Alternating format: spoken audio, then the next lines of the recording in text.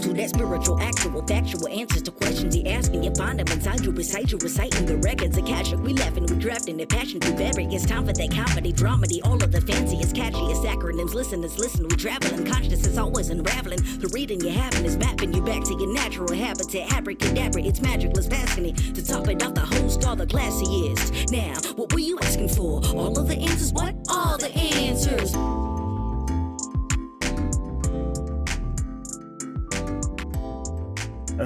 Or just fucking who cares? I hate them. Everything is terrible. Everything is awesome. Have you seen it yet? What? Everything Everywhere All at Once? Oh, fucking hell. The anger movie? No. Then we will not talk about it. Rami is up my pie hole about it. Everyone is up, should be up your pie hole about it, but now it's going to suck. You're going to hate it because it's way too much pressure. Yeah. Oh, so much pressure. It'll happen. I changed the name of my show, which is happening on June 4th at Beacon, New York at the Howland Cultural Center. Wait, and it's something like All the Things Right Now. Well, I changed it again. What is it now? Weird, Wild, and Wise. Ooh. Yeah. That's another good name of the podcast. That's true. Yeah. That's a good point. I think All the Answers is pretty good. I think we're in I like good all shape. the answers too. Yeah. Yeah. Oh my God. What's going on? How's your world? That's good. Had first rehearsal yesterday, so that was like Fun. you know, a new thing for me, frankly, to be honest. It's like I feel like a kid again. It's weird. It's weird to come at something with so much experience and feel like a veteran and at the same time feel like a beginner. Oh, that's neat. You know, because I know the world real well.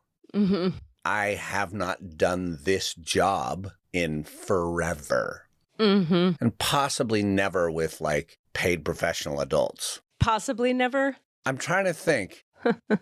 I mean, I've directed, the closest I've come is directing adults in children's theater. Understood. Right? You know, and they were paid professional adults, but it was for like a kids theater tour. So it's a different kind of a thing.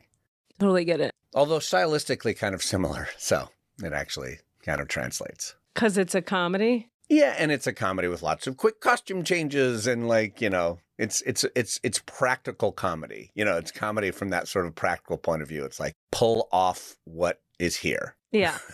Yeah. Yeah. It's also like, it's a lot of timing and a lot of accents and practical.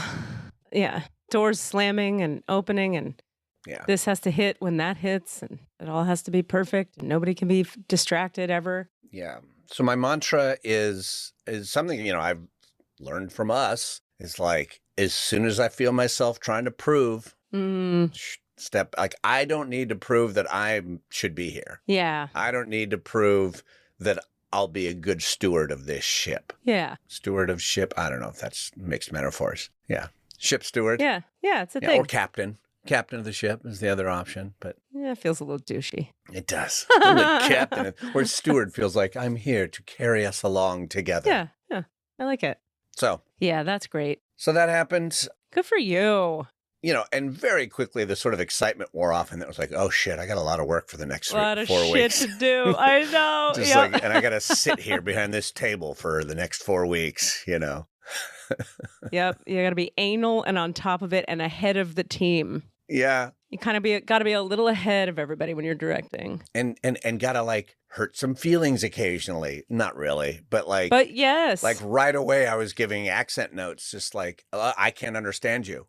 So, I kept trying to frame it in a way of like, hey, you know, I love the rhythm, but let's not get lost in the sound of the accent so much so that we don't hear the words. Let's make the words be more important. Go out of your way to over-enunciate. We have these masks on in rehearsal, so let's let that be like a training mechanism for us. You know, overcome that problem. Uh-huh. You know, like people jog with masks on to deny themselves oxygen. You know, it's the same kind of a thing. Anyway. It didn't work? You know, trying to frame it in the positive.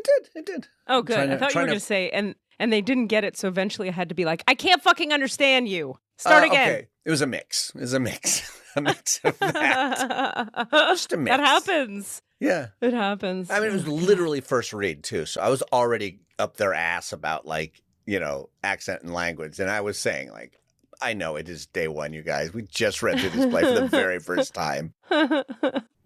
but here's what I'm already hearing. So let's not set bad habits. As an uptight audience member who has done a lot of plays, I'm really grateful to you for doing that. I'm so glad you did that on day one because let them get ready now. Yeah, it's outdoor theater and we're not body mic'd and... You're not body mic'd? No, we're stage mic'd. With this play? Okay, I'm going to calm down. Well, it's actually kind of for better. I did this play very recently, and having a fucking body mic on a play like this sucks because you're doing quick changes all the time, and there's this fucking mic, and you're sweating, and there's this stupid thing on your ear, and you're like ripping it off, and the tape's coming loose. It's like, Yeah, fair enough.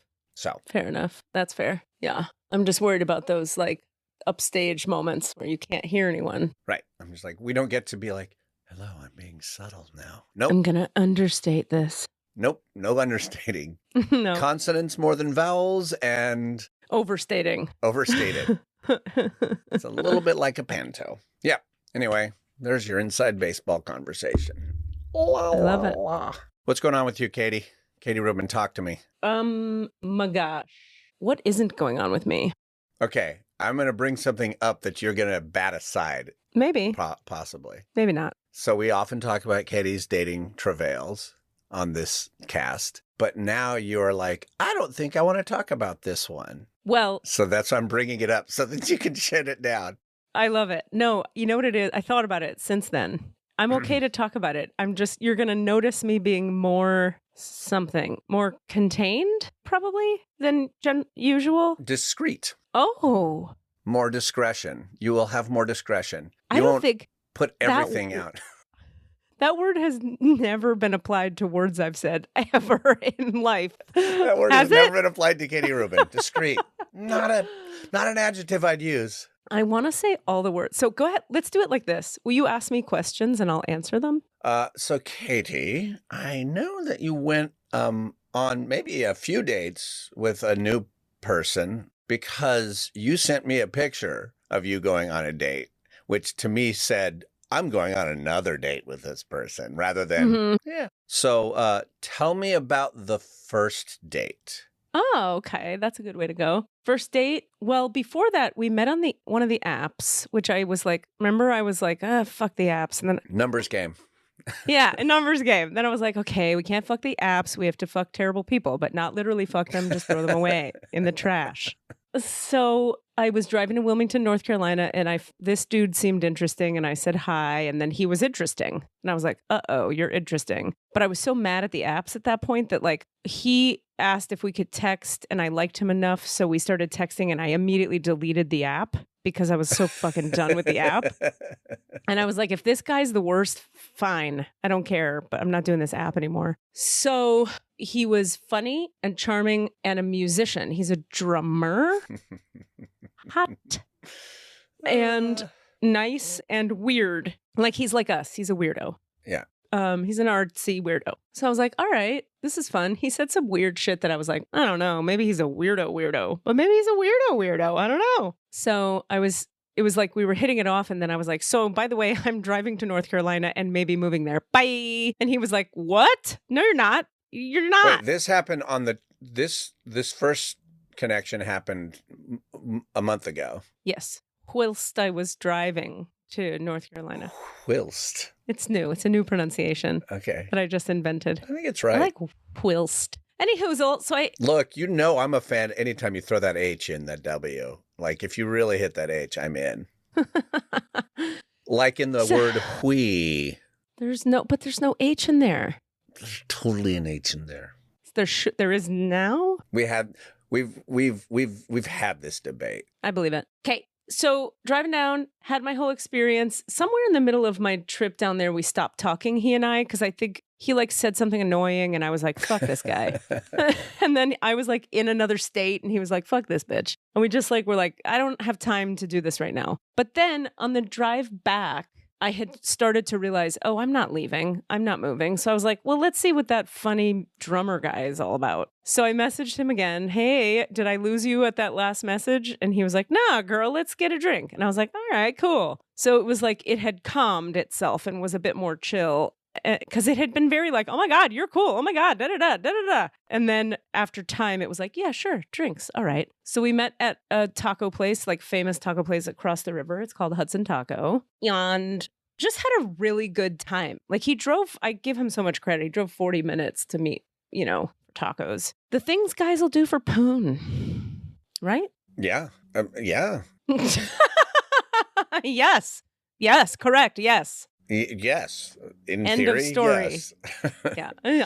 Can't relate No need personally. to debate that. That's true. Didn't think you were offering an opinion. I thought you were stating a fact. Yeah. It's like, what's the thing that's like every ship that's ever sailed, every building ever built is for poon? Nope, but It's like, because some guy hoped. I'm making a stitcher of that. Like a pillow stitch? A pillow? Cross stitch thing? Cross stitch on a pillow. A pillow front cross stitch sampler. Every building ever built, every ship ever sailed was for poon. Was for poon. That's on the back of the pillow. was for poon. Okay, so anyway, we went and we had the drinks and we had the tacos and we laughed a lot and we played. And what I knew about him immediately was he was great sense of humor, into the fact that I have a sense of humor, and big-hearted, huge, big, warm, gentle, loving heart. He's like a 6'4" Labrador puppy man. Did you warn him that if you touched his hand, you would know everything about him at some point? Yes. Good. And on date 1, I touched his hand because he was like showing me he has, first of all, speaking of his hands, he knows this very well at this point. Obsessed with his hands. He has huge, giant drummer hands. That's all I needed. I was done. I was in trouble. So you like the big meaty paws? Oh my God, the paws are everything. All right. Ugh. So he showed me his hands because he was like, yeah, drummer calluses. And he showed me the calluses. He goes, feel how hard that is. And I'm going to touch the hands. I'm going to touch the hands. I'm going to touch the hands. And I touched it. And I was like, ha, ha, ha, ha, panting internally, like, because they're so big and manly and I like them. Oh, God. Anyway, so then we just had a really fun time. And then like when we left the restaurant, we did more. We like stood and looked at the water and laughed and joked around. And I like didn't want it to end, but we both had to go. And it was really cute. Nice. That was date number 1. Then I told all the girlfriends locally, I am going to wait till date number 3 to touch any of his body parts. To give him the poon. I'm going to wait. To sail the ship. To sail the ship and stitch a pillow. Yeah, I said I would wait till date number 3. Now you ask a question. That's the right question. What would you guess? No, not from you. I mean, just if you set up a punchline like that, I feel like you're setting yourself up. I know. So I told everybody I was going to wait till date 3. Did you? I know. No. Of course not. So date 2. Things occurred. You don't have to give details. That's, let's do the discretion thing. Right. But, yep. Mm-hmm. I mean, you've already told us that.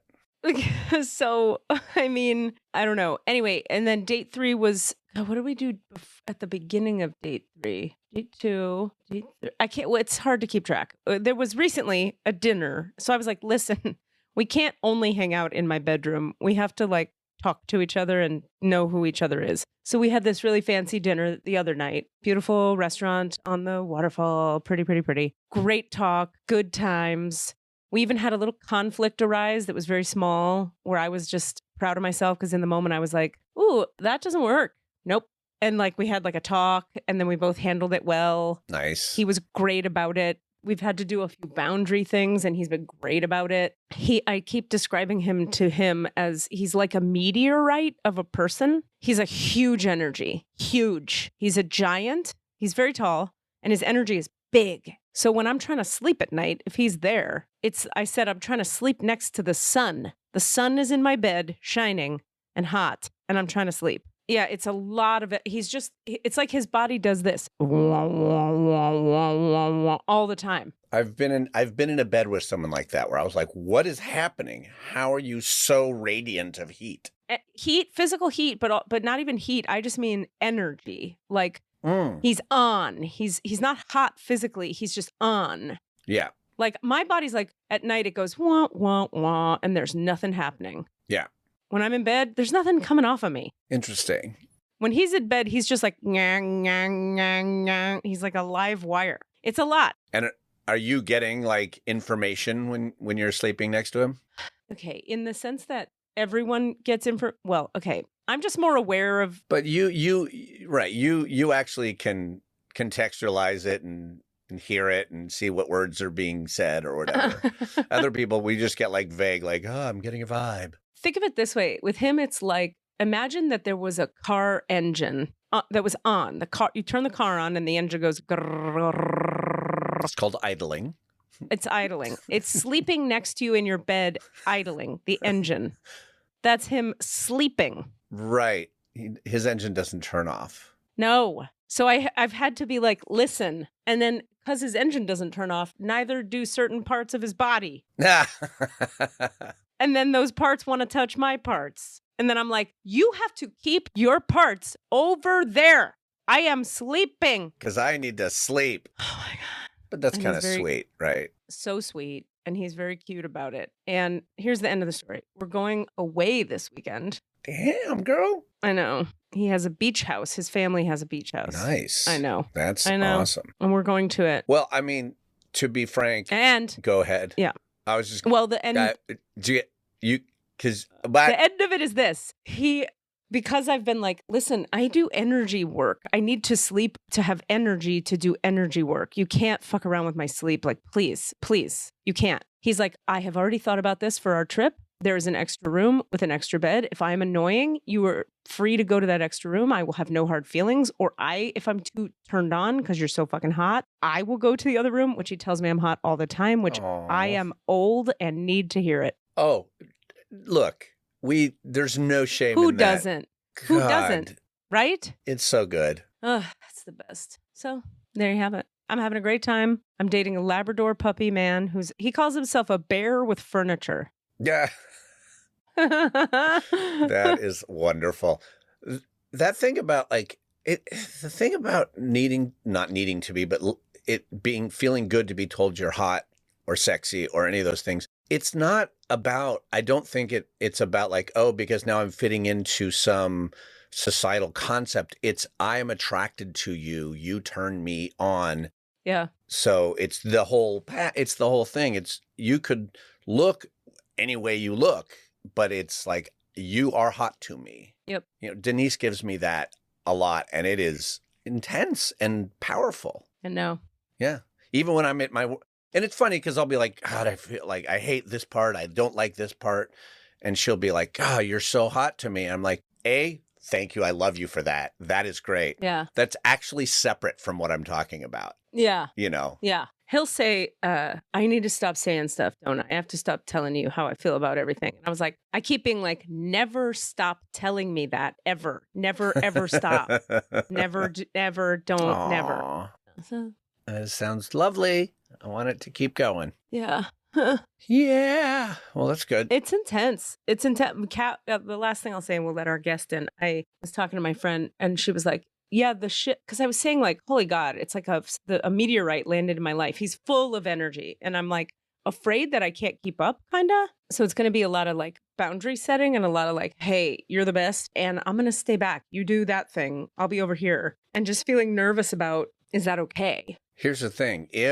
What I have been learning for myself, it's like the more I feel like those boundaries become bonds. Yeah. In a sense, because the more you're able to say like, oh, here's something that I would like to say that should be no shade on you. It's just about me, a need. Yeah. And then when that person can be like, oh yeah, I would love to agree to that, because that actually proves that we trust each other to be able to say that, to be able to share that boundary. Like that shit is huge. You're right. You're so right. And he keeps saying things like, I can absolutely meet, like I'll say, I really just need you to understand that I need this. And he'll be like, I can easily meet that need. I'm like, God, I like you. Thank you. Yeah. Nice. Good. Yeah. Just stay in front of that. Keep not fearing I'm saying this to remind myself of it too. Totally. Keep not fearing the sharing of need, sharing of boundary, sharing of desire, all those things, because like that works. And once you set the pattern of hiding that, then it's harder and harder and harder to, if it's been 2 weeks since you wish you'd said that, then when you say it, it's, well, why didn't you say something? I know. Now I feel like you don't trust me. Like I know. Yeah. I know. Yeah. It feels like there's really no other option. It's the only thing to do. It's just every time I have to do it, which is regularly, it's uncomfortable. Yeah. It's a little like, it's a little anxiety provoking. And what my friend was saying that was like super helpful was the switch from being single to kind of not being single, whatever we're going to call things at this moment, is really a big shift. It's a big shift. You're like, she said it took her 2 years really to adjust to her person who eventually became her husband. Right. Because he also is ADD. Did I say that he's ADD? Because he's ADD. Oh, really? Yep. No, you didn't. Yeah. And her husband is ADD, my friend who I was talking to. So she has like all this really practical, excellent advice for me about like how to make this work for me. Uh-huh. And she even said this thing. She goes, I was adjusting for 2 years and I kept having to be like, you're amazing. I need some room. I'm not saying I need room because I'm breaking up with you. I'm saying I need room because I just need room. Right. And then like it worked and now they're good. It was stressful. It's a lot to navigate. Right. There's another human that you have to care about. Oh, fuck. Your self-pres 8 is all the buttons being pushed there. That's right. That's so right. Like, wait, someone else? And I don't get to make all the rules? Although you do. But I kind of do. You do. You can agree to a lot of rules. All right. We are going to let our guest in. We'll introduce them when we get them in. Yeah. Do they use they, them pronouns? I believe so. Okay. We will double check.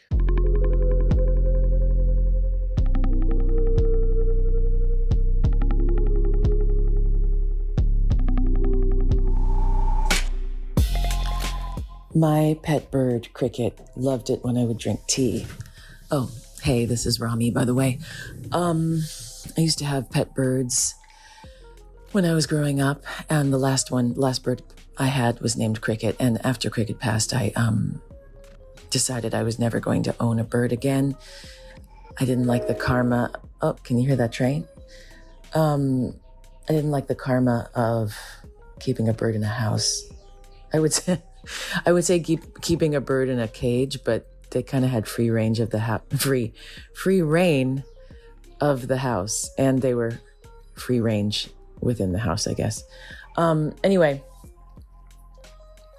Cricket loved it when I would drink tea. He loved it for 3 reasons. 1, he would sit on my shoulder and lean forward into the steam and fluff his little feathers and close his eyes and move his head back and forth in the steam. Loved that. 2, he loved the warm ceramic. He loved like biting the warm ceramic. And 3, he loved the sound one makes when they're slurping a beverage that's slightly too hot. You know, the sound we all make. He loved that sound, and he would like listen intently to me doing that sound.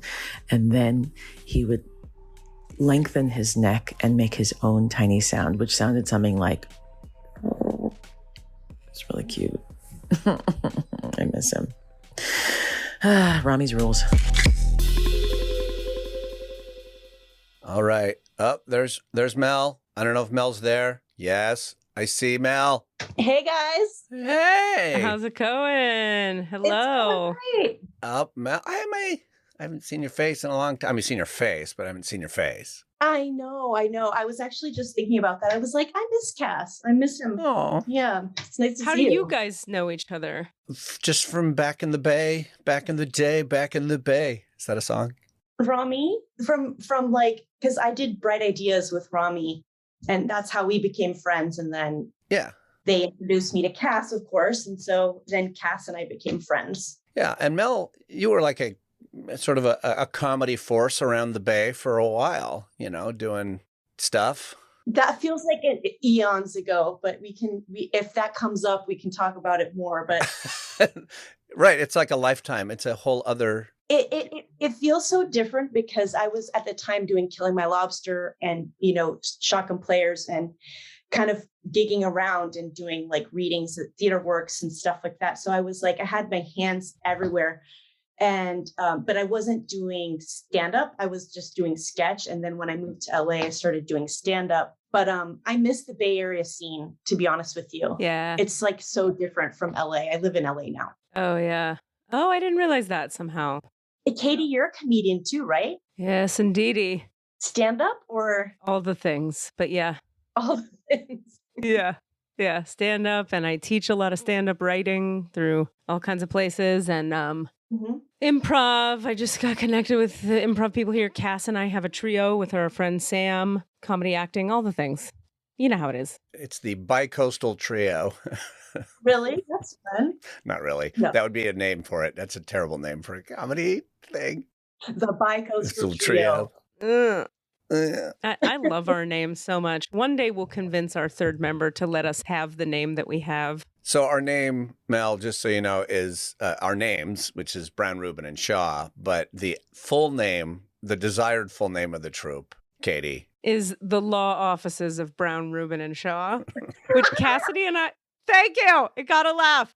Cassidy and I love it. Sam, he's like not sold. And I just tell people anyway. Law offices makes it so much better. That's what I'm fucking saying. Thank you. Thank you. Yeah, it levels it up for sure. What part of LA do you live in? Well, there's a little nuance there, but I am temporarily living in San Pedro, which is on a peninsula, like just north of Long Beach. And I own a home in Long Beach with my ex. And so we're like fighting over that. Oh, that's a lot to deal with. It's been like a 2-year battle. So I am ready for it to be over. And in the meantime, I'm renting a room in a house with musicians. Oh, God. Yes. Are they all dudes?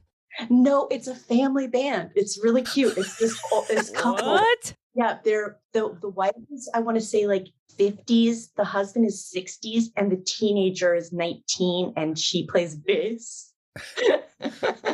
You're living with the Partridge Family. Wow. Yes. Amazing. Like, this is all their artwork. Like, I wish that I could take credit for like this beautiful gallery wall, but I can't. I was going to say, I like the gallery wall. I know. Let's drop a little context into the conversation just before we go any further. Mel comes to us via BFOPOP, best friend of podcast, Rami. And that's the primary conduit through which we meet you. Mm-hmm. And you are, we'll talk about more about why and how you come to be on this podcast. But I'd love to just say that, like, we're going to get right into it, Mel. I hope that's cool with you. Sure. I have heard about you through Rami for months because I would get little flashes of intel about your journey with the other realms of consciousness, because Rami and I deal with the other realms of consciousness quite a lot together in various contexts. Mm-hmm. And so something will happen and Rami will say, well, that reminds me of Mel went through this thing, and Mel is looking for understanding about what exactly happened during this thing. Was what happened trustworthy? Was it a real thing? Did I see real things? Anyway, I'm being vague, but would you be willing to tell us what happened and what you're wondering about? Sure. So, gosh, okay. I'm going to try to do this in the best way possible. But if I deviate too far, just tell me, because I have ADHD. So sometimes I'll go down a rabbit hole and it's time to bring me back. Just tell me. But wait, Mel, and also just to let you know, if you say anything that you feel like, oh, that was too much, I don't want to necessarily share that. You can always let us know later, and we can. Our editor is amazing. He is totally willing to either beep names or change or take out a chunk because that was like, oh, that was one thought too far that I didn't necessarily want to make public. So totally. Just so you know, it's, you have control of your narrative here. Okay. That's amazing. Well, so around, I guess it was like the end of 2019, maybe as far back as like June of 2019, I've had like a series of things happen. Like, one was in 2015, I gave birth to a little girl, and she lived for 5 weeks and then she passed. So she passed away in June of 2015. What? Yeah. So that was my first daughter, Tavi. So now I have a second daughter, Vida, who is life for obvious reasons. But that whole situation with Tavi, we tried to like take, and my ex and I tried to make it like a positive thing in our life. Like she came from God and she came to deliver this message, and now she's gone, you know? Real fast. Yeah. Tavi and Vita, same letters of the name. That's intentional. Yeah, same number of letters. Yeah. Mm-hmm. But also the same actual letters. Vita's with a D. Yeah. Oh, okay. Because I was going to say, if it was Vita, that's literally the same name rearranged. Yeah. I know. Well, and interpret it that way because Vita in Italian and Spanish, there's no difference, you know? Exactly. Wow, this is already amazing. Okay, carry forth. So Tavi, when she passed away, she appeared to us as a blue morpho butterfly. We were in Tulum and she appeared in like a sanctuary. This butterfly kept following us. And I was taking a bunch of pictures of it because it just wouldn't leave us alone. And I was like snapping. And in one of the pictures, she came out as a bright flash of light. And it was like not the angle of the sun. And it was nothing that I did with the camera. It was literally like in camera, we captured her spirit. And it was like, I'm like going to cry right now. I can feel the energy of it. It's all up my arms. This is incredible. Ah! Okay. So we told Tavi's story to everyone because we were like, this kid needs us to tell this story because it's about love. It's about life after death. It's about perseverance and the fact that, you know, she was not coming to give us like a sad message. She was here to tell us like a happy message. And so people were really following her story. And then afterward, weird coincidences would happen. Like we would be in Idaho at like a raptor sanctuary for like birds of prey. And we'd walk in this like room had ceiling to floor blue morpho display, like literally floor to ceiling blue morphos. And we were like, what the fuck is going on? And a blue morpho is what? Is a butterfly. So it's the butterfly that I have tattooed on my arm. So it's And initially, Tavi came to you as a butterfly before they came to you as a flash of light? Yes. Okay. And how did you know? Like, what happened when the butterfly moment happened in your body? You just felt it. Tell us about that moment. I just knew she was with us because Vicky, my ex, had a meditation where she saw Vita leaving her body, and she was like a purple butterfly. And so she told me that, and that was what made us decide to take her off life support. She was on life support. She was not able to breathe or eat on her own. At that point, she had 75 seizures per day for several. Oh my God. So she had massive brain damage, and they were like, you know, she's going to be blind. She's going to be deaf. She won't be able to see you. She won't be able to talk to you. She won't know who you are. So we were just like, I was like inexperienced to all of this. I was like, what do we do? You know, and my ex was like, we have to let her go. And I was like, wait, what? What do you mean? Why are you so decisive about that? And she said, my brother has cerebral palsy. I've seen his quality of life, and that's like 100 times more quality of life than she would have. And his quality of life isn't the best, you know? And so she was like, she's going to have no quality. And I was like, you can't talk to me like this, you know, like I'm not computing. So when she told me about the butterfly floating away, I understood that. She was like, her spirit is ready to go. And I was like, okay.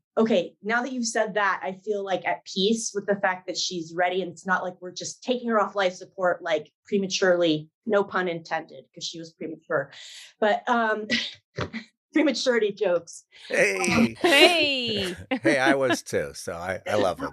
Okay, good.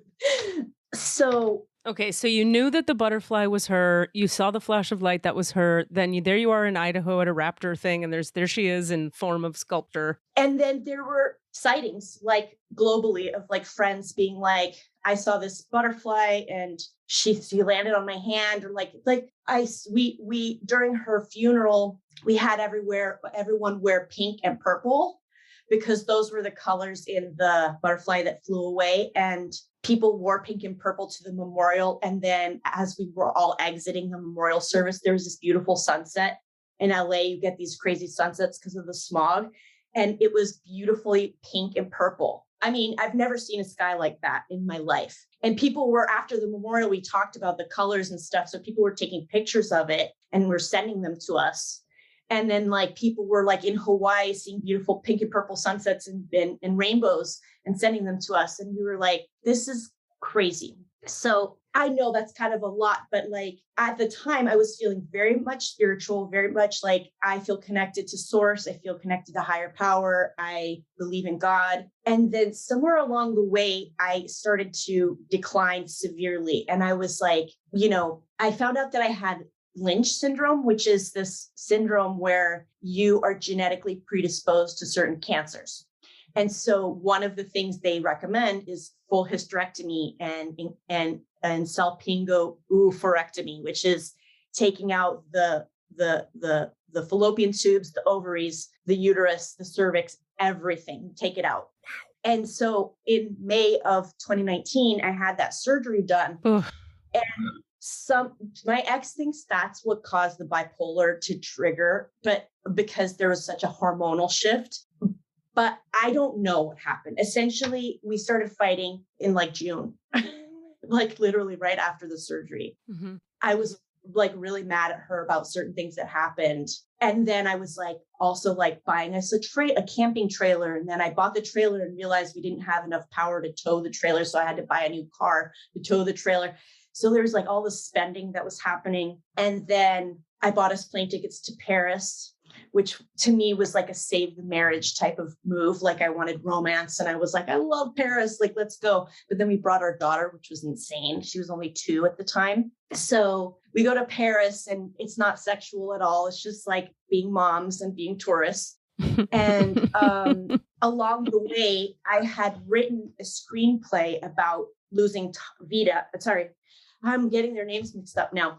Losing Tavi. It's Katie's fault. It's okay. Called Little But Fierce. And that script had gotten in the hands of people at Anonymous Content. And Anonymous is like a huge, production company in LA that makes these amazing movies like Roma and Eternal Sunshine of the Spotless Mind and shows like 13 Reasons Why. They're like big. And so this one producer from Anonymous loved my script and she wanted to make it with Kate McKinnon. And 6 months earlier, I had a dream about Kate McKinnon. It was like kind of sexual. And I had never had a celebrity crush or anything. And so in what I've now found out was manic mind, I conflated the sexual dream and the happening to maybe work with Kate McKinnon thing together. And I was like, it's destiny. And so I started to like take steps to end my marriage because of a fucking fantasy about Kate McKinnon. You mean you thought you were going to be together romantically with Kate McKinnon? Oh yeah, like 100%. Not just did I think I would be. Then I started reaching out to like Instagram accounts that were linked to her profile and thought I was communicating with her over Instagram, even though nobody was responding. So it was like I would send a note and then I would hear a response and then I would respond back. So I was having a one-sided conversation with these accounts, but I started having conversations with probably six or 7 accounts. And none of them were AKA famous people that were not actually responding. Pinging her fan accounts and in wishful thinking, like one of these has got to be her. Okay. Like she says she doesn't have a social media, but I really think she does. But keep in mind, I'm fully married, like nothing has ended at that point. Uh-huh. And you're pursuing, do you believe that you are, would you frame that as being, what's the word? Why can't I think of the word? A manic episode? Right. Or delusional. Would you frame it that way? Yes, 100%. And I was like being sexual with these accounts as well. Right. So you were having an online imaginary affair. Yes. And it was crazy because, obviously it's crazy. I'll just say that. But it was crazy because I believed it. I believed it was happening. I believed it so seriously that I flew to New York City during the COVID catastrophe. When it was at its peak in New York City, I flew to New York thinking she was going to pick me up at the airport. She never came. And I took myself to a hotel and slept overnight and found the quickest flight back and flew back. But I was like 100% convinced. And then I did like crazy things. Like I booked a room. Okay. No. This is, I don't even know at what point in the process this is, but like, I thought that I was dating her and that she was going to come see me in California. And so I would go to the airport in Long Beach and just wait. Walk off the plane. I'm very glad you can laugh about this now. Me too. This sounds intense and wow. I also, can I just say really fast, this is not that long ago. So the fact that you're sitting upright and telling us this story, I'm like, did you get on 1,000 meds? How are you regulated right now? Like, what the fuck happened? Yeah, I have a bucket of meds. Yeah. I mean, I went to a mental hospital for 3 months. And then after that, my ex served me my divorce papers in the mental hospital, which was oh my God, super nice to have happen when you're trying to get better. But yeah, so that was kind of cool and really like indicative of where we're at, where I was actually like, maybe we can work it out. Once I'm better, maybe we can work it out, but it was not meant to be because there was too much that happened on both sides and too much, hurt feelings or whatever. There was a lot of trauma between you. Yeah. Between losing a child and also just all the stuff that had been going on with you, and she could no longer handle it sounds like, or that's intense. Well, she felt completely betrayed. Like I cheated on her. And even though it was just an emotional affair with a fake celebrity, with a celebrity that wasn't real, just meant a lot to her because it was 14 years of being together with no open marriage, nothing. So like it was just unheard of for me to like step out like that, even mentally, When you were in the institution, what would you call it? Mental hospital? Mental hospital. Sorry, I didn't remember the words you had used. Different people use different words and I don't want to offend. But was it helpful? Did they help you? Yes, of course. I mean, they got me back to like, I wasn't like 100% healed when I left, but they got me from like, let's say I was functioning at like 5% of my normal functioning. I had also quit my job. I had done a lot of really extreme things. And so I had no job. I had left my house, so I had nowhere to live. I had left my daughter because I was so manic. I was living in Airbnbs, but I had literally left like the nest. So I kind of like stepped down on my kid. I didn't mean to, but it's what happened, And so if I was at like 5% of functioning, they returned me to maybe 30 or 40%. And then over the next year, I got up to like, let's say 75%. And then where I am now, I feel like I'm like 80% of like where I'd like to be, Wow. Okay. I'm not 100%. I'm still kind of underperforming at work. I have a job now, which is good. So I'm earning money, but I live in a tiny rented room. So I'm not like back in like my nest, And, yeah. It's like, I have no relationship, I eventually would like to to date someone. So, but it takes time to get there. Of course. Now what a ride you've been on, my friend. What a ride. Fuck. So the part I was referring to when I was giving my half-assed intro of you was that somewhere along the way in this journey, you started to talk to other realms, see things, know things, hear things psychically. And part of what Rami has shared with me, I know very little about the story. And also I'm sure Rami's listening to this and being like, bitch, I told you all that shit. But I forget everything. So I never remember. Won't remember in 5 minutes what happened 5 minutes ago. But I'm sure Rami told me more about this than I remember. Point being, where along the journey did that stuff happen? And tell us a little bit about what happened there. Because I think when we get into your records in a minute, if you want to do that, that's the stuff we're looking to ask about. Is that right? Yeah, I think I'd like to know more about, like, was that real? Do I have skills in that area that I should explore further? Or am I too broken by what happened that therefore I'm kind of like, my psyche's fragile, I don't know. Or a third option that you might not have thought of yet. Oh, yeah, exactly. And I guess I also want to know what I'm supposed to do with my creativity, because I would say for maybe a decade, my creativity's been on the back burner. And I did write the screenplay and I did do stand-up, but like, I feel like my creativity is very much like a kind of an afterthought in my life. And I don't want it to be that way anymore. I would like it to come back in some meaningful way. But because of like full-time job, parenting and mental health and everything else, I've just been kind of like, meh. Yeah, that makes total sense. Tell us about what happened and the stuff where you're like, was this real? What was that all? What happened there? Sorry to cut you off. No. Keep me focused. So like the thing is, when I was talking to Kate McKinnon, I'll put it in air quotes.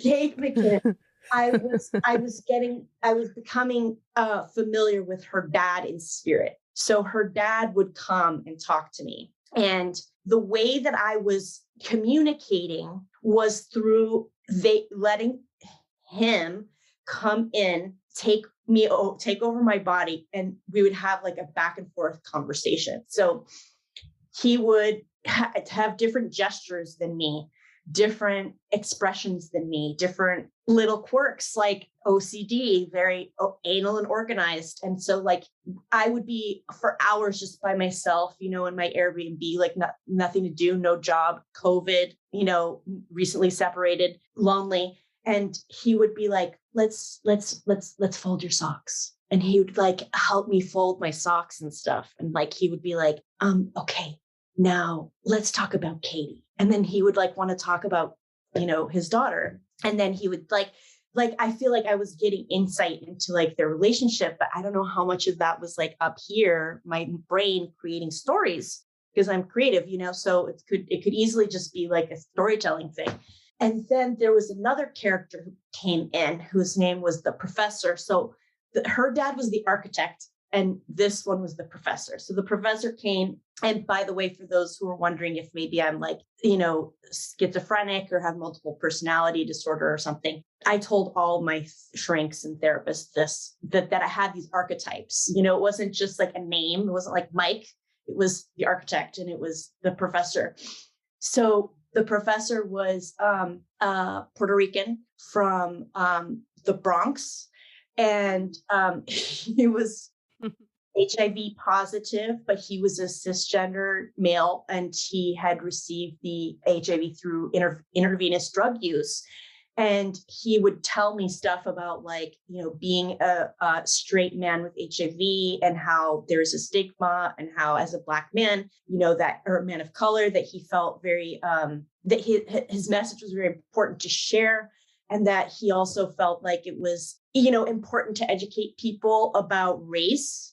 And so like anything that would come up in the media about Black Lives Matter, or even just like a passing, exchange between people while I was existing, he would point it out to me and he would like make me notice it. He'd be like, do you see how that was different for that person, for that gentleman, for that lady than it was for you? And he would also tell me like, Mel, as white as you are a person of color because I'm half Hispanic. So he would say, you have the white privilege, but you also have the color. It's there. Like you have indigenous, you have to understand that that's part of your makeup, and it's okay to like be a white Latino, and like to like own that. And even though you have a name like Mel Case, like it's very white, like you have this other side to you, which like you can use your white privilege to help others by just existing as you are, Were these the only two characters that came through? No.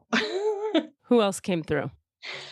So one night, in brief, maybe. Yeah. So one night I was like flying high, I think, and I had like a lineup of like 12 people, and they were all like in Ghost waiting their turn to come. And so just to give you like, one was like Gabriel Garcia Marquez, the Colombian author, and then not Ethel Merman, but there was this other like Broadway actress who I had to like Google because I don't remember her name, but she was like, just Google and you'll find me. And I like basically like found her. And so she came through and like, the craziest one was, do you remember the band Arrested Development? Yes.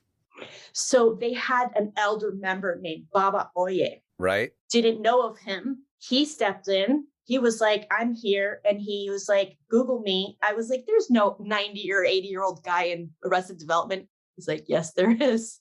Go look him up. Had he passed at this point? Yeah. And he had passed, like when you Googled him, you're like, Yeah. oh yeah, he had passed over. Yeah. And I had no idea he existed. That's fascinating. Wow. What the question I was going to ask in terms of like how this was occurring in your body or in your perception, were you just hearing in your head, or were you actually like, would you like in the physical 3D realm say, hi, I am Mel and I'm saying these words, and then Baba would say, hi, I am Baba, I am saying these words through your mouth? Or basically I would let them in and they would just speak through my mouth and use my body. And then if I had anything to say, like with the professor or the architect, we'd have conversations. I could like switch back and forth within my own body. Thank you. That's what I was wondering. Yeah. But with the famous people that came that one night, like Chris Farley came, like Wow. Yeah. I just like let them take over, and Chris Farley was doing laps around the room. Like it was crazy. Wow. He had so much energy. Yeah. Okay, so this happened before the hospitalization or after? Before, yeah. Before. Okay. And when you were in the hospital, they gave you medication. They gave you medication? Question mark? Lots. Lots of medication. And then you came out of the hospital and went back home to the house with your partner? No, my sister flew to Texas. I ended up in Texas because I took another plane. So this is the part that's a little weird. I thought I was possessed. This is the part that's a little weird? That's the most weird. Okay, that's better. I thought I was possessed by a demon. And so I had invoked Archangel Michael to come in. I had no way of healing myself. I had no way of figuring that out. So I was like, please, Archangel Michael, like take possession of my body and expel this demon. But then the next day, I still was feeling so awkward and weird in my skin. I was like, oh, I feel weird. And so I went to 2 different priests to ask for an exorcism. You should have called me. I didn't know of you at the time. And so I'm just teasing. Carry on. You went to the priest. So what happened? First priest was anti-LGBTQIA, and he like made it very clear. So I was like, I'm leaving this guy. The second guy was an African priest at St. Monica's Church in Santa Monica, and he was open. So he's like, take this number, or I'll take your number, and we'll call you tomorrow and let you know if we can do an exorcism. And I was like, okay. Huh. He's like, I need to talk to the rest of the priests or whatever. He had to like confer with them. Well, that next morning I was on a plane to San Antonio there's no direct flight to San Antonio, but I found that there's a place that did exorcisms in San Antonio. So I flew into Austin. And as I was landing and getting into a cab, I was convinced that not only was I going to be, that I had been possessed, that I was going to be raped, and that there was going to be a snuff film made about it, and that I was in danger. So I had the taxi driver pull over at a gas station, and I called the police on myself, and I made a huge commotion at this gas station. I was like, I'm an undercover police officer, and there's human trafficking that's happening in this gas station. The police are on the way. So if I'm the police, then why am I calling the police? You know what I mean? So I do. Everybody's giving me that story does not check out. I'm sorry. Wow. So people were giving me stink eye. And then you think? Yeah. So then the police, when they showed up, they kind of had like a white supremacist vibe, like spiky blonde hair, like Maverick from Top Gun, and like lots of tattoos and Aryan Brotherhood type of tattoos, and like the vest and the radio right here. And I was just like, I'm scared. And so I didn't want to go with that guy. So I was like, do you have another cop that could take me? And this big black guy comes, and I was like, the professor would love him. So like, I befriend the big black cop. They call my half-sister. My half-sister's on the way to come get me. And as I'm talking to him, I was like, I think I need a hospital and not the police. And he's like, tell me what's going on. I was like, I don't think I'm all here right now. I think I'm somewhere else. I'm really messed up. I flew here from LA to look for an exorcism, and I'm freaking out. And they sent this ambulance, and the first ambulance they sent didn't have female staff in the back. And I was like, I won't go with that one. Send me another one. And they sent me another ambulance. God, I'm impressed that this worked out. Yeah. That all the services actually did their fucking job. Yeah. And the woman in the back wasn't very nice, but at least she was a woman, and I didn't feel like I was threatened or I was going to be raped in the back of that ambulance. I was really afraid I was going to be raped. I was just really scared. Yeah. So yeah, that's kind of where. So you go to the hospital in Texas, in Austin. Mm-hmm. Okay. And then you're there for a couple months. They give you some meds. The meds start to level you out. Mm-hmm. You get out of the hospital and you go where? To my sister's house. Sister's house. Mm-hmm. Wowza. And then over the court. So I moved up north for 10 months, and Okay. And my brother-in-law took really good care of me. Thank God for that. My God. I don't know who the fuck would take care of my ass if I fell apart. Like, fuck, shit, my dog? Nope. Anyway, so you get up there, and what was I going to ask you? Oh, when you said that over that time, you've gotten yourself back to like 80%, which is amazing, by the way. Amazing. What did that take? Like, what did that look like? What do you mean by that? So I have a therapist. I have a shrink. I am on tons of meds. A lot of it has just been grief work, to be honest. I'm in multiple. I qualify for multiple 12-step programs. So now I'm in 3. Yeah. But like that's free therapy, which is amazing. Talking to friends, talking to family to a certain degree, because I don't want to be that person that's like, Mel that got crazy and now like takes all of your energy too. Yeah, for sure. So I've been trying to like kind of like only call on them as needed. But a lot of it is actually trying to find the strength within myself to stand on my own 2 feet and to be like an independent person. I think I'm a very codependent or interdependent person where I need like another human that I can count on, that I like my person, And so since I don't have that, I've been having to like retrain myself to be like, Mel, you're 44. Like, yeah, your life went to shit, but like you still have like certain skills, like you can utilize, and not tough love, but kind of. Yeah, I hear that. It's a fine line, right? We have to like pull up the inner masculine energy to handle certain things and pull out the inner feminine polarity to soften things. And it's like a constant negotiation, figuring out which inner parent do I need to take the reins in this moment. Right. So what kind of work are you doing, if you don't mind sharing? Sure. I'm a producer.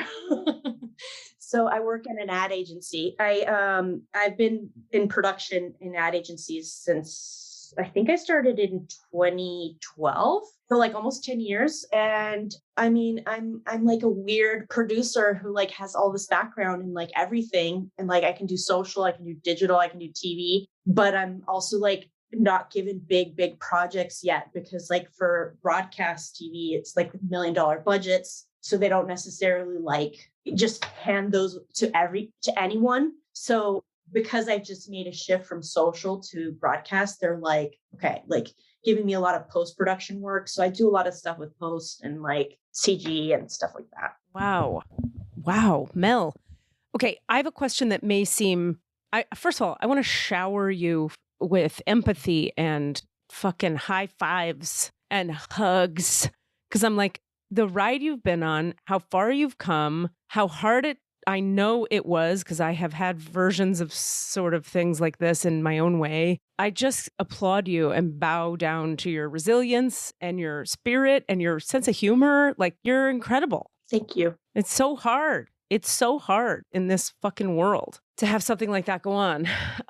That's that. The other thing I want to ask you, and this is just a very honest, direct question, that I want to just be really from the heart, truly open with you here. I have had clients where, so to shift this a little bit into the realm of what I do, right? And you've heard the podcast as we talked about. I have had 2 clients ever where, well, let me back up. Sorry. A lot of times what happens in sessions with me is very otherworldly, and there's things that I'm aware of, aka that I see or whatever, or I call it perceiving, that are crazy. They're crazy. That's wild and crazy.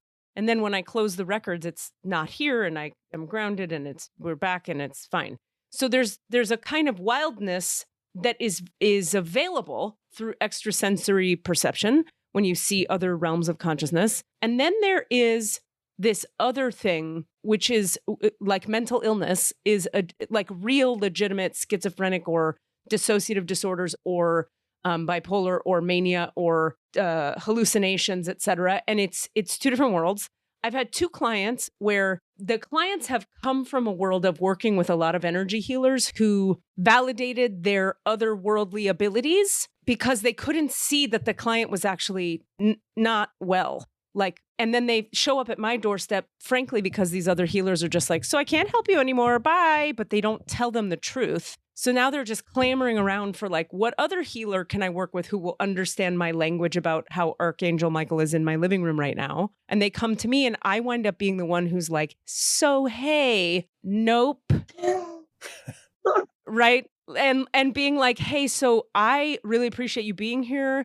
I do not feel comfortable charging you money to keep doing quote unquote healings with you because I cannot help you. I need you to see this psychiatric professional, and you have a thing called bibbity boo, and I'll get it in the records what they have. And then a lot of times they're very mad at me because I am dashing their dreams, and I am the only person willing to tell them what you think is happening isn't. So I'm just sharing that as context, as a way to say, how open are you to what we get in the records today? I mean, I want to know the truth. So if you're like, Mel, you were so delusional, I'd be like, yeah, I know. That's what everybody's been telling me, and that's okay. Now, if there's like another side of it that I'm like, oh, I do get like full body sensations about certain things, or like I do get, songs or whatever, like I'll hear music or whatever. Like if that's like another side of it, they're like those 12 people that came and visited, they were all in your head, fine. But or maybe you do have like this little thing, but those things didn't happen that night, Right. It could be some kind of blend, right? It's like yes, you have this. Okay. I just wanted to ask that because for my own, just before we get into that conversation and everybody's awkward if it's really terrible news for you, like I needed to know where we are in that. You know what I mean? So that we don't wind up, I'm breaking your heart and dashing your dreams, and we're doing it on a podcast. On a public broadcast situation. No, I have no like fantasies about being like a healer or anything. Like that's not something I aspire to. If I were to do it, it would be more like for friends and family, or like I did a reading for Rami, and then they said that it was a very good reading. And so I was like, okay, well, that's the first time I felt safe to do one, because with Rami, I don't feel like, I don't know, I just felt safe to try. Yeah. Where I wasn't going to go crazy from it. You know what I mean? 1,000,000%. How did you do it? What did do a reading mean? What did that look like? How'd you do it? I just I breathed, like I took deep breaths in and out. And I, asked if like anybody wanted to come in to talk to Rami, and their parents showed up, both parents. And so like, first it was Ellen, and then it was, I forget her dad's name. Jean. So first it was Ellen, and then it was Jean, and then it was the two of them. And they were kind of like holding on. Wow. Yeah. And they said it was really lovely. And they were like, I asked like what specifically worked about it, or why did you say it was a good reading? Like what was good about it? And they said, I don't know how to put it into words. I just felt both of their energy there. And I loved hearing from them. Oh, sweet moment. Like they just wanted to give her hugs and stuff. Yeah. I love it. Okay. I think we should get into your records. Okay. Mel, if I may, what is your full legal name, the name that's on your driver's license? Okay. It's Melanie Jane Case-Martin. How do you spell that last part? Case, CASE, like a case of beer, hyphen Martin, like the guitar. Oh, Martin. Melanie Jane Case Martin. Ugh, yes. You know what's funny is I was urinating just now, and That's funny just in and of itself. Yep. And my earbuds were in, but I was away from the mic. So I heard you guys talking. I was far away from here, but I heard you guys talking and I was like, they don't know I'm peeing. We knew. We knew. We could feel it. It felt good because it felt like relief and release. Yeah. And yeah, it was calming. Okay. It was calming. We felt centered. We didn't know why. All right. I was vaguely aroused. I couldn't feel.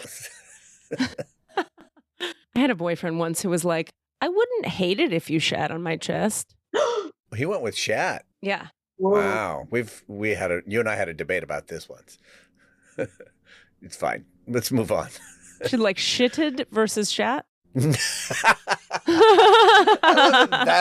Of course, you would assume that is what I was debating with you about. Lay, lie, shat, shitted. If you lay on the bed and I shitted upon you. Shall I lie down upon your shit? Okay, Cass, what's our time frame? How long do we have? No, but he could lay a shit on your chest. No, Sorry. none of it. Well, let's see. We've been going about an hour 15, so we should try and contain this within about a half hour if we can. My favorite part of the pod is when Katie does the Akashic Records. Aw. Then we better do it. I could use a good meditation. This will be good. Right. So we'll close our eyes.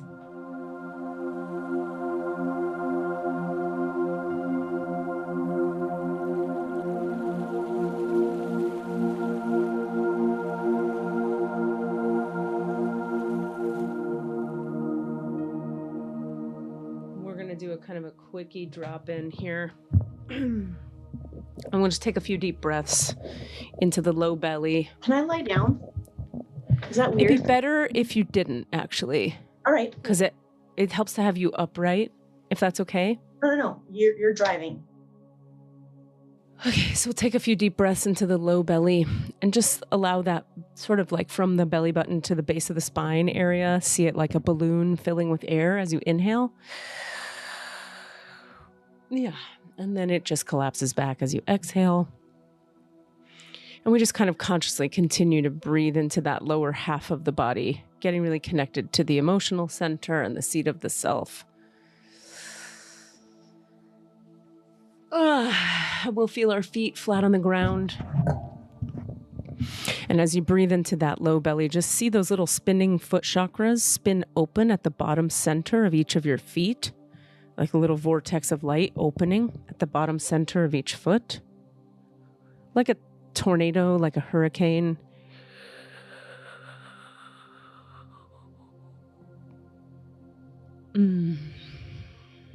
And as those foot chakras open and expand and get wider and wider and wider,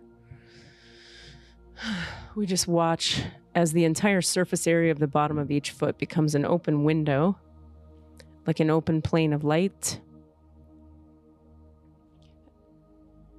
We'll just acknowledge that as that occurs, this allows the subtle body of your body to communicate more directly with the subtle body of the earth just by opening those foot chakras.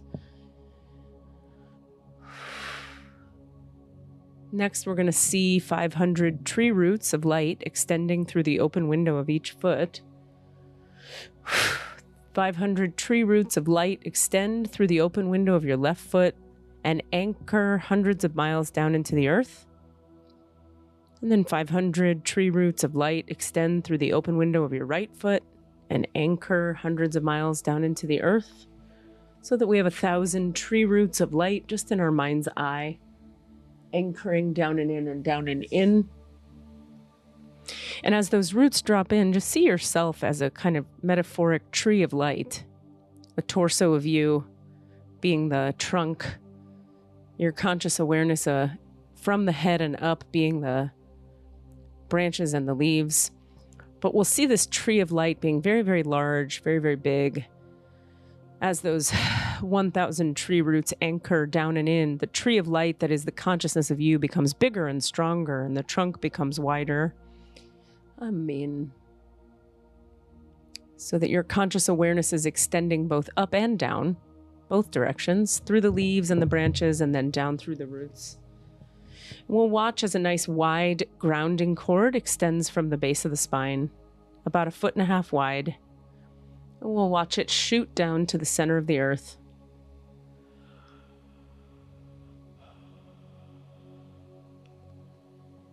And as that tunnel or that tube or that grounding cord extends from the base of your spine to the center of the earth, we'll just watch Mel in our mind's eye as a river of light flows up from the earth, given by the soul and the spirit of Sophia Gaia, this planet, up into that grounding cord. This river of light flooding up through the cord and into the base of your spine.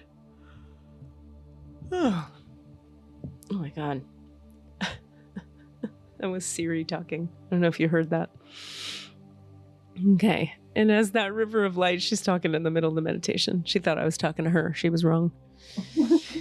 We'll see that river of light flood forward into each of your hip sockets and flood down into the quads, glutes, hamstrings, knees, calves, shins, ankles, and feet. And we'll watch that river of light flood down into the roots we established moments ago.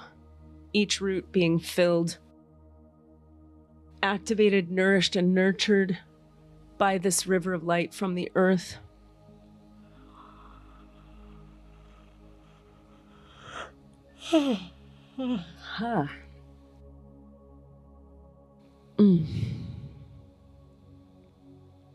Yeah. Okay, and from here, as we allow this tripod grounding structure of light to root us all to the moment we're in, we do acknowledge the forces of light, asking for guidance, direction, and courage to know the truth as it is revealed for our highest good and the highest good of everyone connected to us. This yawning, by the way, is like a bunch of healing that wants to happen through your ground, your root, your grounding cord. It's like your conscious awareness is like, thank God somebody is attending to me. Me being the grounding cord and the root chakra. There's a lot that wants to move out there. So, okay, I'm pulled in a few directions here. So we do acknowledge the forces of light, asking for guidance, direction, and courage to know the truth as it is revealed for our highest good and the highest good of everyone connected to us. Holy Spirit of God, protect me, please, from all forms of self-centeredness and distraction. Help me to know Allah. Help me to know Mel, Jane Case Martin in the light of the Akashic Records. Help me to see Melanie Jane Case Martin through the eyes of the Lords of the Records, and enable me to share the wisdom and compassion that the masters, teachers, and loved ones of Melanie Jane Case Martin have for Melanie Jane Case Martin. I'm going to go quiet for just a moment. Please keep breathing into the lower half of your body. I need you to stay down and in there if you can.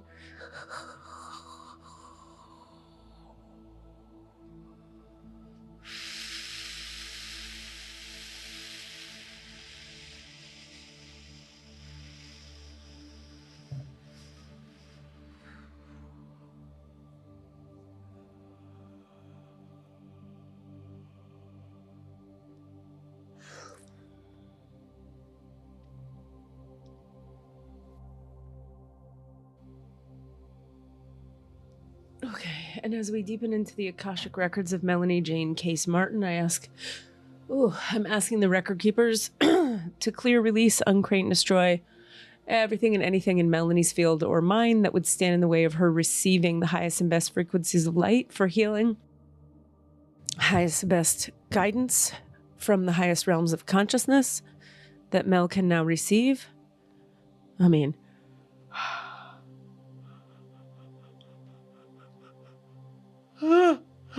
Oh my goodness.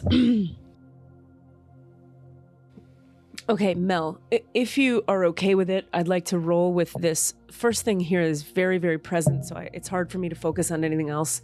We want to clear some energy out of the first, second, and third chakras. Are you okay with that? Mm-hmm. Yes. Oh, can you guys hear me? Yes. Okay, are you okay with that? Yes. Yes. Oh, I'm sorry. I didn't hear you. I apologize. Okay, so let's feel into that. Imagine like from the base of your spine up to your belly button, there's like a dense, foggy cloud. And just feel into it a little bit.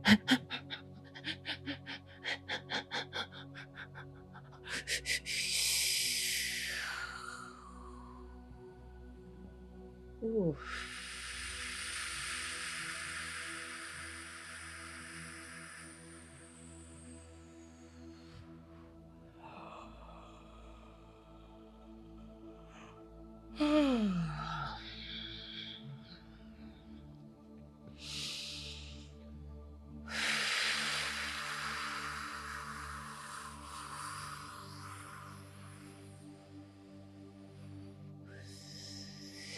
Would it be fair to say, Mel, that in your childhood, before any of these things we've spoken of today happened, there was already some trauma that occurred for you? Yes. Okay. Whatever that trauma was created some density in the rooting, the first chakra, the way you connect to this planet. Created some blockage in your ability to connect with your emotional body. Created some blockage and dense separation between you and your sense of self in the third chakra related to dad. When dad is like a healthy, loving, nurturing force, but also has a healthy sense of masculinity emanating from their body, it creates a sense of safety, rootedness, and a sense of self in the child. This did not get exactly implanted in your case.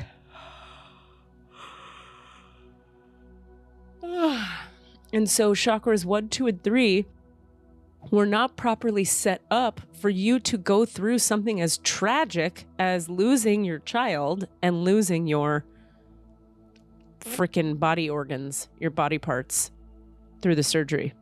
So it was like trauma added to trauma added to trauma. Okay. The first trauma being from childhood and being buried, stuck, hidden, and then all these traumas added to it. So that the self had to schizoid up and out and fragmented away because the root was not functioning, the connection to this planet. Okay, so that's a piece of info. Now another bit of energy wants to move. If you could feel into your heart, oh my God, the center of the chest, that is.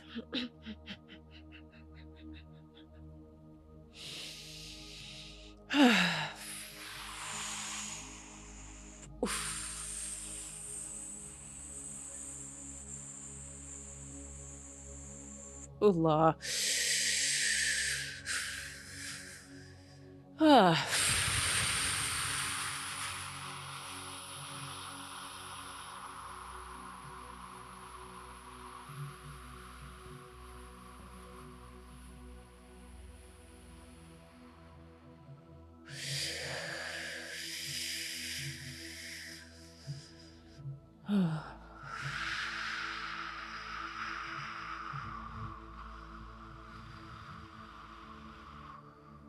Okay.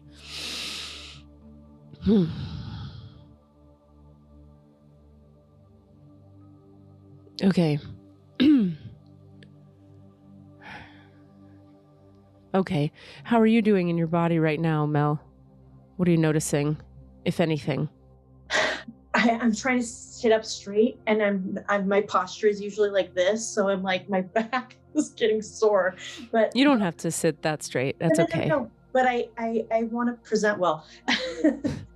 But just tingles in my heart, and all through my ass and my spinal cord and legs and feet. Like those lower 3 you were talking about. Yeah. And that heaviness in my midsection, just felt that kind of like lift. Okay, good. Okay, yeah. Everything feels much better now. I can ask questions now and tune in. It was like sometimes there's just something very obvious and present that needs to go before I can really do anything else. So, okay. Okay, so let me just see. Is there anything else that needs to clear? No. Okay, so how would you frame your... I'm going to be looking weirdly over here, not at you. Just it helps me stay connected to your inner world. So how would you frame your first question? I could ask it, but I'd love to hear your words. I guess with regard to the manic episode and like channeling, was I actually connecting to spirit that when I thought I was, or was that part of my delusion? Question mark. Okay. Can we be very specific about which moments of what we're talking about? When you say, when I thought I was talking to spirit, tell me specifically when. How about, okay, when I was channeling the night that I had the 12 visitors. It's weird that it's 12. Like, was that really me channeling those 12 people whose names I can't remember all of them? Okay. I get a no, and I've been getting a no as we were talking kind of the whole time. So I'm glad we're in the records to just really be formal about it. I'm going to ask a few questions as follow-up. So, Truth, was Mel channeling at any point? Yes. During the manic episodes? Yes. The 12 people? No. When were the moments that were maybe like direct conscious contact with the divine? Okay.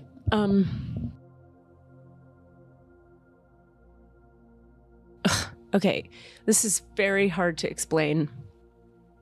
If you imagine, it's like they show it to me like this, like a fog of images coming and coming and coming, and I'm standing in a fog, and this image and that image, and then there's a breakthrough moment of light. Look, there's God, and then fog, images, images, fog, light. Fog, images, images, fog, light. So there were plenty of moments where God slipped in, you could say, or you gained access to something real. And it was, the access you gained came through the break in the psyche that was occurring. We've talked on here many times before, probably, maybe not, I'm not sure, about how breaks in the energy field, the psyche, the consciousness, the physical body, the heart, breaks give people access to other realms. So you did enter other realms. That's how most people meet the divine, frankly. Well, that's not fair, but most people who have like real access to some kind of something real, there's usually trauma in childhood that blows your field open so you could perceive other realities. And then you spend a lot of time trying to like keep that channel open, but keep the rest of it healthy. Heal it up, right? Heal up the parts that were broken open without losing the connection to spirit. So in your case, 80% of what occurred was delusional, and 20% of it,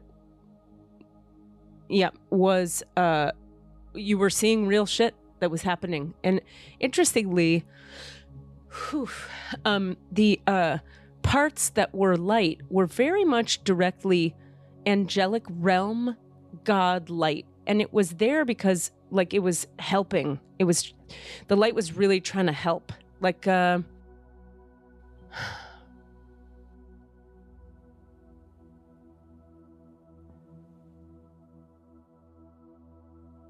yeah.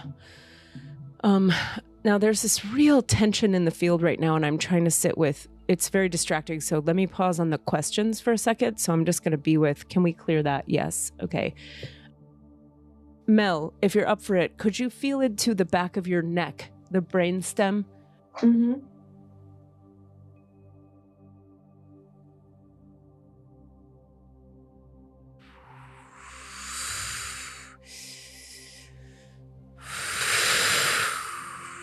Oof. There's so much information coming at once.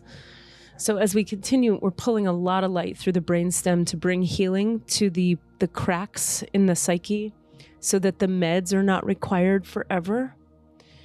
As we do that, they're just acknowledging part of what makes these things hard and confusing is the specificity, right? Like, how did you know that guy's name? And how did you know where his age, and that he was in this band that you didn't even know he was in? And how can that be possible? In the same way that a psychic could tap in and go, your dad was like this, and the blah, blah, blah. You get the point. That's why it could be so painful for folks when you say to them, they tell you with schizophrenics, you don't say like, it's best to be nurturing about it and help them navigate the man who's standing in the corner rather than, no, there's no man in the corner. It's like they teach folks with adults who have parents that have Alzheimer's, like to use improv yes and with the Alzheimer parent who says, you were here yesterday and you were wearing a green hat. Yes. And how did you feel about that hat? Yeah, I loved it. It was great. It matches my pink hat. And you go with it rather than, destroying the reality of the person in front of you. So that's why it could be just so confusing and hard. All right. So anything else to clear in the brainstem right now? No.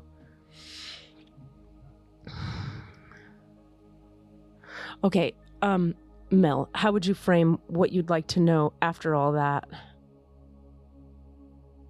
Can I ask about a specific incident? Please, yes. So there was this moment where the professor I thought I was channeling the professor, and he asked me to grab like a pen and a paper, and he drew 2 circles and a connective like line between the 2 of them. And I was like, what's he drawing? And he drew a pair of glasses. And I was like, it didn't look like anything I would ever draw. Like if you told me to draw a pair of glasses, it wouldn't look like that. Right. So was that real? What do you mean by real? I guess, was there really the professor, like it was a channeling at that moment? Channeling? No. Okay. Okay, well, that's helpful. It was real in the sense that it occurred and something took you over, but it was more, this is the power of brain chemicals, Mm-hmm. I mean, this is really real when people, how many artists in history have been, I don't know what the words would be, mentally different, in a way that gives them capacities that the rest of us might not have, or the rest of humanity, I should say, might not have. So it was real in that it was a thing that occurred and you experienced it, and we would never want to deny you that. Were you channeling an actual soul? No. Okay, no, that helps. Okay. Think of it like this. It's like you entered an alternate state of consciousness, and in that altered state of consciousness, you had different abilities. Mm-hmm. It's all like being on drugs. Correct. Yeah, interesting. But that was still Mel in the sense that was Mel, not some external entity from another realm necessarily. Correct. Mm-hmm. Just a different part of my brain. Yeah. Mm-hmm. Part of my brain that was still like awake and doing something completely foreign to the real Mel. It is like a split personality, but not exactly. The way they show it to me is like this. The chemicals that were flowing activated, it's almost like poking, when they do experiments on the brain, they can like, the jokey image of like your skull is taken off the top of your head and I'm like poking a certain part of your brain and then your arm goes up. Mm-hmm. Right? It was like that. The chemicals poke a thing and then you could draw glasses. Mm-hmm. Yeah, got it. No, that makes sense. Questions, Mel? Yeah, I think I'm good with that topic, but I guess if you could help me figure out what I'm supposed to do with my creativity, I feel like I'm super lost in that department. So do I even have a future as a creative, or should I just focus on being a professional and a mom and give up creativity altogether? Okay, it's like this. It's not to give up creativity as a thing in your life, but it's not the time to think about it as a career. It's the time to do, professional mom, yes, and do whatever creative stuff you want to do. Just don't try to make it the center of your reality. That would not be wise at this moment. Give it a year or two at least. There's more healing and holistic integration that needs to happen for you before that can even be a question on the table. In terms of you being well and your kid being well and you being stabilized. But don't stop being creative. It's just don't worry about making it a career. Does that make sense? Right. Like, I guess I feel very like there's a part of me that feels like I look at other people who it's their full-time thing, and it makes me sort of envious that they're doing it. They're like really living it, and they're like rich in their art, and they're like fully realized, and then I'm over here going like, I have all these abilities, but I don't use them. Yeah, so this is what they're saying. You use them. Take them off the frickin' shelf. Just stop worrying about being full-time at it. Okay. It may come back around in the future. In fact, they're like, please make time for your creativity. You have to make time. You have to go from 4 to 7 on Thursday. Nobody call me. My phone is off. This is my creative time. Period. It's important for you. You need it badly. Just don't worry about it becoming a full-time career right now. That's not the priority. That would not go well. This is very clear in the records. Also, don't assume that people who are living their creativity are fully realized in it. Do not. Yeah. Some of the sickest people I've seen are fully realized creatives. Not always, but sometimes. Mm-hmm. So don't project. You know what I mean? Yeah. Okay. I think we all need to hear that one. Hold on. Can you guys hear me? Oh, it keeps vanishing. Did any of that come through? Yes. Okay. Can we do one short one? If there's right. Is my daughter going to be okay? Not the one in heaven, the one here because of the divorce. Like, is she all right? Yeah. What does all right mean? All right means like not scarred in the 1st through 3rd chakras because one of her parents failed. Okay. What's her name again? Vida Maverick Ace Martin. Is she permanently scarred in the chakras? No. Oh God. Yeah, she's okay. She needs,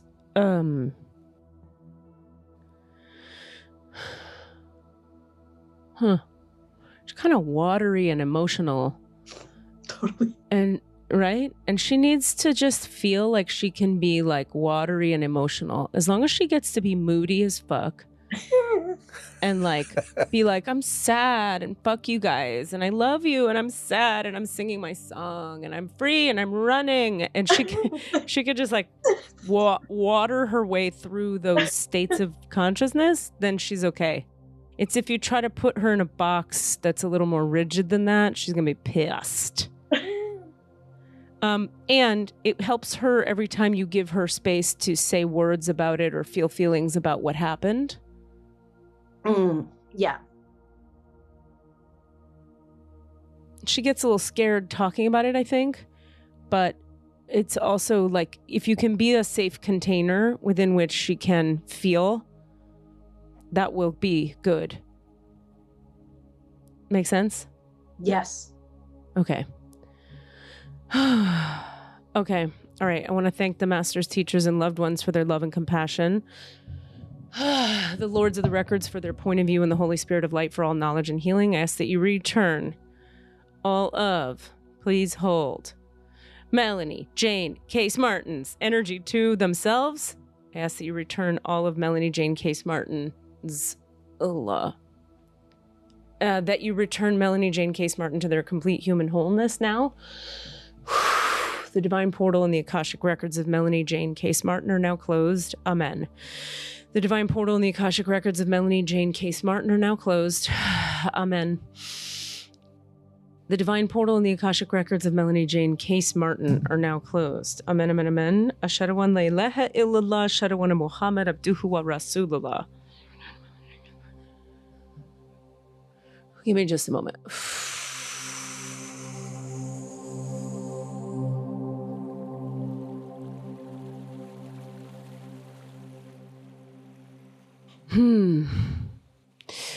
This is really funny and random, but if oh shit, this fucking Siri keeps getting activated, and then like when she gets activated, I can't hear you guys, but you can hear me, I guess. Right. So then what happens is I look back at the computer, and every word I've said for 20 minutes is written out in a verbal digital version of itself. It's so weird. If I had my druthers based on what the guidance is, I would see you for a session once a month for 6 months. That's expensive. I know. So do what you can. And I'll text you, but I'm just telling you there's always like an RX, like a prescription. Have this person do that. Not always, but often. Have them do this, try this, da-da-da. Okay, my God. Mel, I'm still coming back from your reality. Jesus, come back. Let's do some work whenever you can. We want to get you fully integrated, everything that needs to clear all the trauma. We want to pull that drug medicine out. We want to, there's a bunch of things that want to happen. Anyway, I just got a lot of love for you. Thank you for telling us your truth. Thank you for this vulnerability. Thank you for being with us. Thank you for your journey, for surviving it. My God, thank you to the heavens for protecting Mel. Thank you for being here today. All of it. It is so wonderful to see you in this state. You know, I was hearing little bits and pieces when you were going through it, and it's terrifying to hear. And, you know, thank God that you had people that looked out for you and helped you through it. And I'm so grateful to see your face right now. It's so wonderful. Me too. I missed you, and I'm not able to miss you because I've never met you until today. But I miss you in the future, and I love you, and I love you both. So thank you for this beautiful reading. It means so much to me. Yes. Thank you. Take care. Do your work, everybody. Keep doing all your work. Thanks. I will. Take care. Bye. Love you guys. Bye. What are you asking for? All of the answers? Say what? All of the answers? Yeah, all the answers. Hey guys, thanks for listening. We'd love to hear from you. Please email us with your questions so that we have questions to answer in the Akashic Records. Our email address is allanswerspod@gmail.com. That's allanswerspod@gmail.com. And if you'd like to find us on Facebook or Twitter, it's @allanswerspod. @allanswerspod. Thank you. Katie's so funny. It's swackety jackety thing. She's like, it's a sweater. I think it could be called a swacket, a sweater jacket. I think so too. It's a swugget. It's like a shrug, a sweater, and a jacket all rolled into one. I'll take that. I'll take Swug all it. of that. Mixed and edited by Desmond McNeese for We Mixed It, LLC. Go to whatsoundsawesome.com. Whoops, hung up on him.